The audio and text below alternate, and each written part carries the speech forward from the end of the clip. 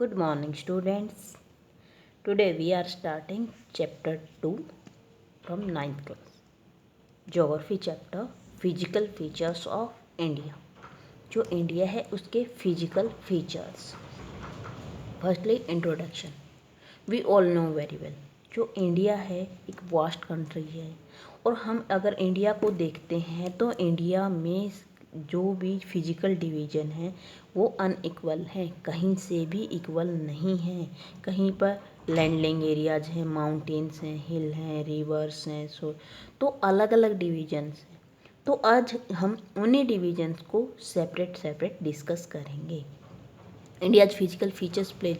जो इंडिया के जो फिजिकल फीचर हैं वो इंडिया के क्लाइमेट में, ट्रेड में, सोयल में, इन सब में एक इम्पोर्टेंट रोल प्ले करते हैं. क्यों?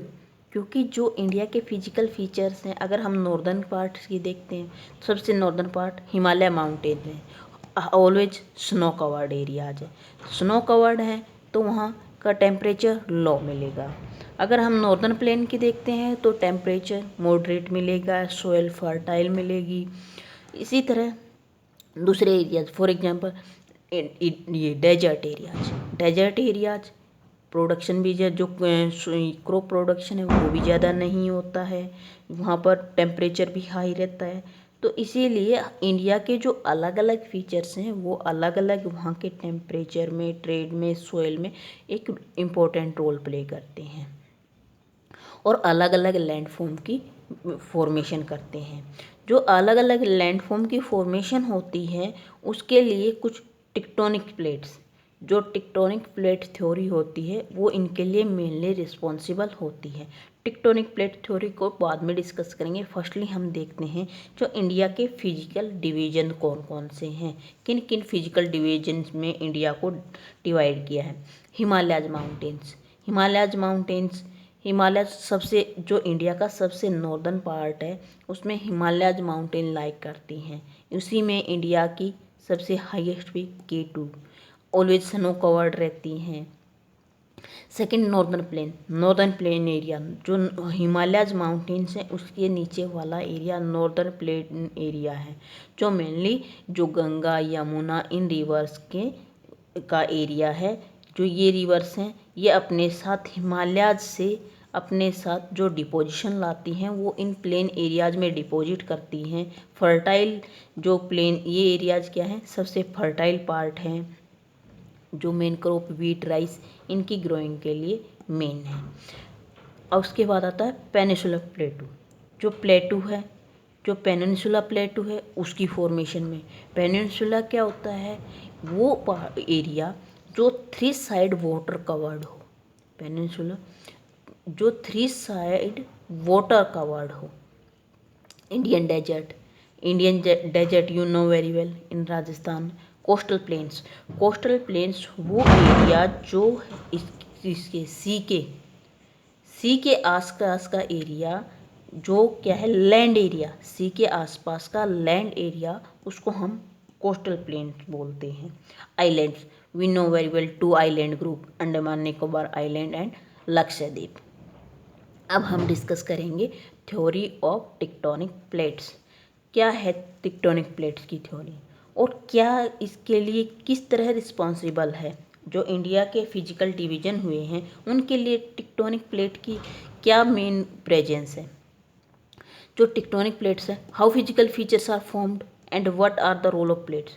इसमें हम डिस्कस करेंगे जो फिजिकल फीचर्स हैं वो कैसे फॉर्मेशन हुई है और इन प्लेट्स का क्या रोल है. जो अलग अलग फीचर हैं, for example mountains, plain, plateaus या फिर जो लो लेइंग एरियाज, ये लेक्स, इनके लिए प्लेट्स का क्या रोल है, इनकी क्या फॉर्मेशन पार्ट है main. There are different physical features. हम जानते हैं हमारे इंडिया में बहुत सारे अलग अलग फिजिकल फीचर्स हैं. Deserts, lake, river, peninsula, plateaus ये हैं. और अलग अलग टाइप के रॉक्स भी हैं. Soft rocks, hard rocks. इस रॉक्स में भी 3 type formation, igneous rocks, sedimentary rocks. तो ये रॉक्स, तो इन रॉक्स की मेटामॉर्फिक रॉक्स, इन रॉक्स की क्या क्या है, इन प्लेट्स का क्या रोल है, क्या है tectonic plate theory. Now we will start theory of tectonic plates. According to the theory of plate tectonics, जो अर्थ कास्ट है उसको सेवन मेजर वर्ड में पहले भी डिस्कस करूँ। मेजर होता है बड़ा, minor small, major big, minor small. तो according to theory of tectonic plate, earth crust है उसको 7 बड़े एंड सम माइनर और कुछ माइनर प्लेट्स में डिवाइड किया गया है। प्लेट आर कॉन्टिन्यूसली मूविंग, जो प्लेट्स हैं वो कॉन्टिन्यूसली मूव करती रहती हैं। ये प्लेट्स मूव कैसे करती हैं इसको हम देखेंगे। तो डायग्राम जो हम जानते हैं, जो अर्थ कास्ट है उसमें उसको 3 पार्ट में डिवाइड किया गया है। जो अर्थ है उसकी 3 मेन लेयर है। सबसे ऊपर वाली लेयर कास्ट लेयर, सबसे ऊपर वाली लेयर कास्ट लेयर। इससे सेकंड आती है जो ये वाली लेयर है, इसके सबसे पहले अंदर वाली लेयर देखते हैं। ये है कोर। और इस ये बीच वाली जो लेयर है ये वाली, इसको बोलते हैं मेंटा। तो ये मेंटल लेयर। तो हम कास्ट लेयर के ऊपर रहते हैं, जो जितने भी फिजिकल डिवीजन हैं वो कास्ट लेयर के ऊपर हैं। तो जो ये मेंटल है, मेंटल लेयर में मोल्टन मैग्मा है, सेमी मोल्टन या सेमी लिक्विड। मीन्स बिल्कुल लिक्विड भी नहीं है कि बिल्कुल वाटर जैसा लिक्विड हो, और ऐसा भी नहीं है कि हार्ड। सेमी लिक्विड मैग्मा है, वो है। उसके ऊपर जो हमारी कास्ट लेयर है वो टिकी हुई है। तो जो हमारी कास्ट लेयर है वो प्लेट्स में डिवाइड है। हमने पहले ही बताया जो अर्थ कास्ट है वो किस में, 7 मेजर और माइनर प्लेट्स में डिवाइड है।